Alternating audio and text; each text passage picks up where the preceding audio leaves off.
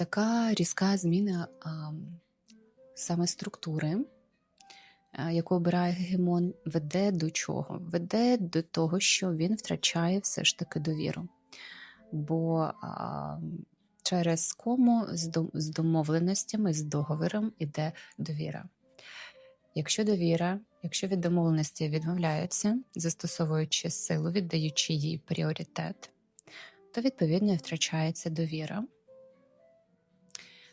Інші субгегемони, такі як Європа, Японія, країни Азії, які здатні до об'єднання, вони будуть формувати альтернативні військові, економічні вже сформовані, військово-економічні союзи, саме через таку позицію США, яка не витримує довіри.